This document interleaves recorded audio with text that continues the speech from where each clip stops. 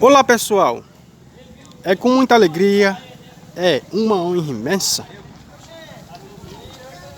Hoje eu vim conversar com esse senhor. Fiquei bem curioso, eu vi ele aqui sentado aqui na frente. E hoje ele vai me falar aqui pra gente de algumas histórias que aconteceram nos anos passados, nos tempos remotos, envolvendo histórias de Lampião. Nesse caso, ele não chegou a conhecer, mas quem conheceu foi os seus avós. Então a gente vai conversar aqui com ele e explicar um pouco. Eu também fiquei curioso em saber dessa história maravilhosa. Boa tarde, meu amigo. Tudo bem mesmo? Tudo bom, graças a Deus. Eu vou me sentar, né? Senta aí um pouquinho. Eu tô um pouco cansado. Me conta a história, meu senhor. Como foi que foi essa história maravilhosa do seu avô? É o seguinte, no tempo de meus bisavós, eu não cheguei a conhecer a minha história, nem meu bisavô, mas tem a história do meu avô que contava do pai dele, que conhecia o Lampião. Disse que ele era uma pessoa bom de se colaborar com ele. Só que é o seguinte, ele era uma pessoa realista. Ele não gostava de nada errado, não. Se ele chegasse numa casa, ele respeitava bem. Agora não queria também que a pessoa desrespeitasse ele, porque se desrespeitasse ele, era perigoso. Ele com a cabreira dele, que ele tinha muito capangas, de qualquer maneira eles enfrentavam muita barreira pesada. Muita barrocheira, né? Bom, meu bisavô, quando era vivo, que meu avô já era quem me contava, disse que eles tinham uma consideração como quem fosse uma família, como quem fosse um primo dele, do meu bisavô, que tinha aquela consideração. Mas quando chegava, às vezes, ele, com a turma dele, pedia para o meu bisavô dar um bode aí para matar, ou dois, conforme seja o tanto de gente que viesse, e ele dava, de bom gosto. Então, quando ele terminava ele marcava os bodes para os cangaceiros pegarem, eles pegavam, aí matava aqueles bodes, fazia aquela festa, aquela comida boa, pedia farinha, o meu bisavô dava. Aí quando terminava aquele almoço, realmente ele chamava os cangaceiros tudo a atenção, dizia: "Tio Custódio, o senhor tem uma bacia grande?" "Tem." Ele trazia aquela bacia grande de alumínio.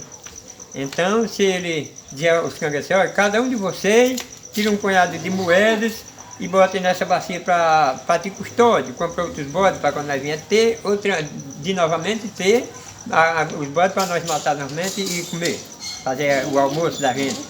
Então, ele botava os cangaceiros para pegar os bodes, matava, aí tratava aquele bode, tirava o couro dele, cabeça, fato. Quando acaba pegava, mandava os cangaceiros cortar umas lenhas de angico seco, cavava uma vala no chão, aí quando acaba pegava, enchia de lenha de angico, queimava, quando estava aquele brasidão, ele pegava, enrolava, cortava aquela carne toda bem picadinha, aí colocava os temperos, tudo, conforme o que tivesse na hora, ele botava, aí enrolava naquele couro de bode, aí cobria aquela brasa com areia.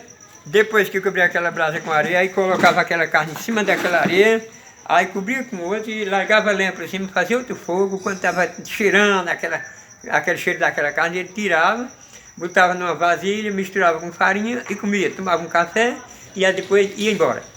Então, quando era na hora da sede dele, ele pedia para todos botarem um punhado de prata dentro da bacia do meu bisavô. Ficava cheio aquela bacia, ele já tinha condição de comprar 8 ou 10 bodes ou 15, conforme seja que o dinheiro desse, mas que eles enchiam mesmo, eles borrotavam. Então, meu bisavô contava outra história também, que diz que ele chegou na casa de uma velha, e essa velha era muito linguaruda, faladeira da vida alheia, faladeira da vida alheia. E a filha pedia: "Mãe, não fale de seu Lampião não, que ele não é mau pessoa não." Aí eles velha dizia: "Aquele vagabundo, aquele é um bandido, matador de gente." Quando ele com essa cabreira fazendo desordem no mundo, metendo a língua em Lampião, dizendo que ele era um ladrão, era um bandido, e a filha reclamando, e ele continuando do mesmo jeito. ela continuando a falar de Lampião. Aí quando pensei que não, Lampião se apresentou. De repente ele chegou em frente a ela, aí disse, bom dia. Ela disse, bom dia. Aí disse, a senhora conhece um homem chamado Lampião, que diz que é um sem futuro, ladrão, bandido, essas coisas. Disse, eu já vi falar nele, meu senhor. Aquele não presta mesmo não vale nada mesmo não. Aquele só dá para roubar, só dá para matar gente e fazer tudo quanto não presta. Aí, realmente, o homem daquele só prestava era ser morto. Aí ele disse, dinheiro, dona, dinheiro. Pois, a senhora sabe com quem está falando? Ela disse, sei não, ele está falando com o Lampião. Ô, meu senhor, pelo amor de Deus, não faça nada comigo não, que eu lhe garanto nunca mais falar do senhor. Ele disse, não, a senhora não tem perdão para a senhora não. Já agora para a sua filha tem, porque realmente ela não falou de mal de mim, ela falou de bem. Disse, mas a senhora vai me pagar pelo que a senhora disse. Aí tinha um pezão de mandacaru assim de frente, corra e se abraça com aquele mandacaru, agora se abraça com força mesmo. Ela correu, se abraçou com o pé do mandacaru, quando ficou toda apregada, aí ele deixou passar um pouquinho, uns minutos, aí desapregou a velha, quando terminou, que desapregar a velhinha morta, aí quando acabou, deu muito dinheiro para a filha fazer o enterro da velha. Disse, mas com você não vou mexer de jeito nenhum, faça de conta que uma história, não houve nada. Aí foi sem perdão esse negócio? Foi sem perdão, não teve perdão não. E mesmo assim, como a história, ele era uma pessoa realista. Se a pessoa era não um justiceiro, no caso, né? É, justiceiro. Né? Se a pessoa não mexesse com ele também não mexia com ninguém. Agora, se dissesse assim, metesse a língua em cima dele, falasse dele ou dissesse alguma coisa que ele não se agradasse, ele fazia isso mesmo, ele matava. Né? Aí chega na casa de outra velhinha, tava de uma viúva, aí estava ela sozinha, mas como é a história, mas a filha também. Quando viram ele com a cabreira dele, ficaram tudo nervosos. Aí ele disse, dona, a senhora pode fazer um almocinho para mim? Ele disse, posso. Aí ela fez o almoço para eles tudinho, muita comida mesmo, mas ela meio nervosa esqueceu de botar sal na comida. O que é que resulta? Um dos cangaceiros foi, reclamou, disse, oh, comida ruim. Aí Lampião piscou o olho para ele, para ver se ele se calava. Ele não parou o movimento. Ele não parou. Aí quando diz assim, ele foi para ele parar, como ele não parou, continua novamente a falando da velha, que disse que a comida estava insossa. Aí Lampião disse, ô minha comadre, aí tem sal? Ela disse, tem, meu senhor. Aí disse, o que foi, senhor Lampião? Eu me esqueci da comida, perdoa. Ele disse, não, pode estar tranquila, não tem problema não, traga só 1 quilo de sal de pedra. Aí ela trouxe, sal de pedra, né? Era sal de pedra antigamente. Aí ele pegou aquele quilo de sal de pedra, misturou com a comida dele e botou ele para comer a comida. Então, se o coitado não aguentou, na história, terminou morrendo por causa da comida que estava salgada. Sal, né? Aí, pronto. Ele jogou ele lá para as capoeiras e foi embora. Aí, como da história. Se ele chegasse num canto, ele queria que a pessoa recebesse ele bem. Se não fizesse nada de mal com ele, ele fazia o bem. Chegou na casa de outro fazendeiro, aí ele, antes disso ele avisou, disse, olha, você que chega na casa daquele cidadão, mas respeite todo mundo, vocês respeitar ele que estiver em casa e filha e tudo mais. Aí quando chega lá, na casa do fazendeiro, aí ele começou a tirar enxerimento com a mulher do fazendeiro. Aí o fazendeiro disse, ô meu senhor, esse cangaceiro aqui tá tirando liberdade com minha mulher. Aí ele disse, então eu vou dar um exemplo a ele. Aí pegou, deu uma pisa tão grande nesse cabo, mandou os outros cangaceiros dar uma pisa tão grande nele que ele também não escapou não. Foi para outra terra. Aí pronto, arrastou, foi jogando mato. Mas porque ele faltou com respeito na casa do fazendeiro, que não era para ele faltar com respeito. Lembrando, seu Lício, que tomando a conversa do senhor aqui um pouco, lembrando que aqui são histórias do seu bisavô e do seu avô, que chegaram a conhecer eles e eram dessa forma, a história mesmo. No caso, sempre no meu nome, mas esqueci. E no caso, era os seus avós, o bisavô e o avô que contavam essas histórias. Era meus bisavôs. E meu avô, no caso, porque meu bisavô não conhecia, mas conhecia meu avô que contava, que era a história de meu bisavô. Então é bem interessante, não é? Essas histórias. Tem mais coisas. Tem mais coisas. Meu avô, como é a história? Eles consideravam como eram os primos, porque o meu avô dizia que era primo mesmo. Meu bisavô era tio dele, tio de Lampião. Aí tinha aquela consideração por o finado Custódio, que era o meu bisavô. Aí sei que um dia meu avô já não foi meu bisavô, foi para uma feira. E quando chegaram lá, aí como essa hora fez a feira e veio embora para casa, mas as meninas, umas mocinhas novas, umas de 12 anos, outras de 13, outras de 8, de 10, tudo mocinha nova. Aí sei que quando pensei que não, vira a cabreira do Lampião, vinha montada a cavalo, fizeram aquela zoada todinha também, conversando e tal, elas se assombraram e começaram a correr. Quando elas começaram a correr, aí que meu avô olha para trás, era o Lampião, disse, não, minha filha, não corra não, que o Lampião é meu primo, é seu tio ainda. Era a família do seu avô e do seu bisavô? Era, é seu tio, não tem medo também, não. né? Aí eles correram em cima para saber o que era, para saber quem era. Aí quando chegou que era meu avô, ele disse, ah, é Zé que está aqui, Zé Custódio, ele disse, é Zé mesmo. Aí disse, ô Zé, pois... Aí ele disse, porque as meninas deram essa carreira, eu fiquei assombrado pensando que era alguma denúncia que vocês podiam fazer de mim, mas eu já sei que é meu primo. Aí ele disse, não, eu sou seu primo. Aí sei que, já pois vai andando, Zé, que a gente vai dar um fogo aqui nessa cidade. Ixi, Aqui tem umas pessoas que estão me devendo uma coisa, eu quero dar um fogo nessa cidade. Bom dia, boa tarde. Aí, quando chegou, aí meu avô apressou mais a viagem, quando escutou foi um tiroteio para trás. Aí depois soube que deram fogo danado nessa cidade lá, Vixe, mataram o cabo e mais gente também. Morreu também da parte dos Lampião também, dos cangaceiros. Era assim, ele era uma pessoa realista, agora também era valente e não tinha medo não. E essa confusão toda começou dele entrar no cangaço, por quê? Por causa de um chocalho. Porque sumiu-se um chocalho de uma vaca de um fazendeiro, e botaram a culpa no pai de Lampião, disseram que foi o pai de Lampião que tinha roubado esse chocalho. Esse pessoal mais velho, todo mundo sabe dessa história, que o começo dele entrar no cangaço foi por conta disso. Aí pronto. Aí virou um cangaceiro danado e daí pra cá, como é que era, mas morreu na cama dele.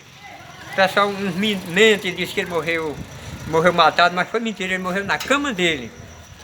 Quando ele se achou muito velho, ele abandonou o cangaço, ele pediu aos cangaceiros também que abandonassem negócio de confusão e foi-se embora para outra fazenda muito diferente, para lá, terminou o resto de vida, mas morreu na cama dele.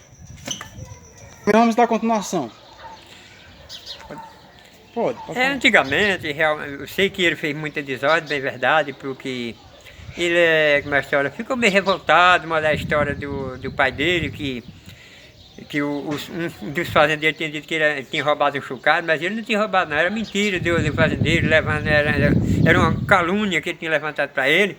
Aí por causa disso ele entrou no cangaço e fez essa desordem, mas realmente ele tinha um braço forte para ele também, que o padre Cícero também ele era afilhado do padre Cícero de Juazeiro. Certo. Então, meus avôs contavam uma história também que disse que houve uma guerra muito grande dentro do Juazeiro do Norte. Aqueles pessoal da Força Volante, que era ao lado do mal, querendo destruir a igreja de lá de Juazeiro do Norte, que era do padre Cícero. Aí o que é que acontece?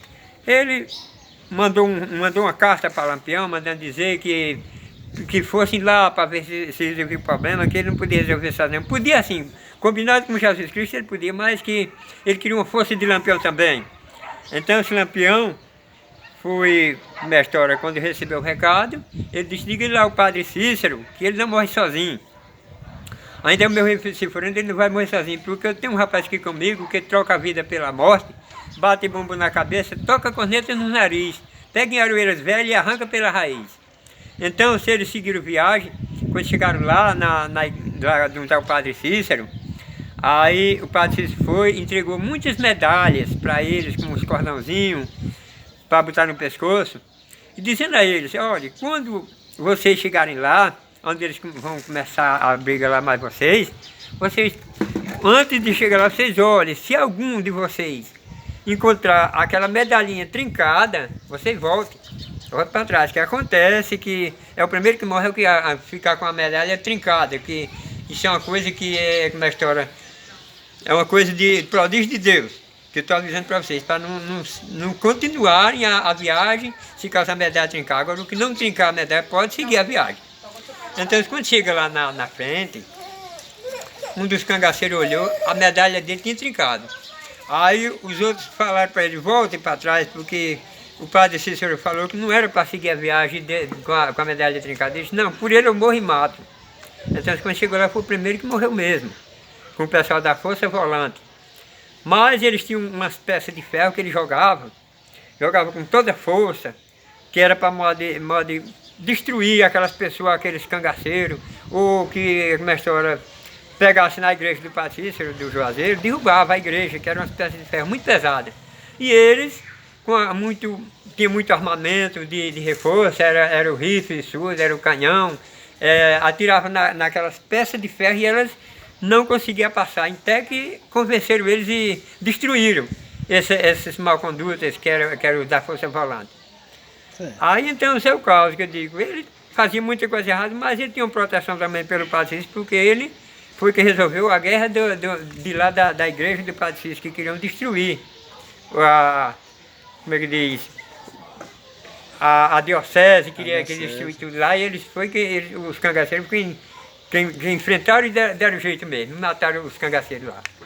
Da Força Volante. Lembrando aqui que aqui são histórias que seu avô e seu bisavô chegou a conhecer, então eles falavam para o senhor, né, dessas histórias, não era? E também eles eram família deles também. Diz que eram parentes, eram amigos, eram uns parentes com a história, família mesmo. Nesse caso, há vários dias eu vim querendo saber a história da cultura aqui do Nordeste, e hoje eu resolvi fazer aqui nesse vídeo e vim subindo e perguntei a algumas pessoas. Aí me informaram que tem um senhor com essa história. Falando com o senhor aqui, eu não sei o nome do senhor completo. O nome do senhor completo? Manuel Pedro Vicente da Silva. Seu Manuel Pedro? Vicente da Silva. Vicente da Silva. Então, eu fico feliz em conversar com o senhor e saber dessa história, para eu ficar mais por dentro do assunto da história do cangaço, né? E eu estou feliz em conhecer essa história, saber mais sobre isso, né? E assim eu quero agradecer ao senhor, viu, seu Manuel? Obrigado, viu, por essa honra. Por nada. Eu estou feliz demais. E é isso, pessoal. A gente vai encerrar por hoje. E se Deus quiser, a semana que vem a gente tá de volta. Até logo.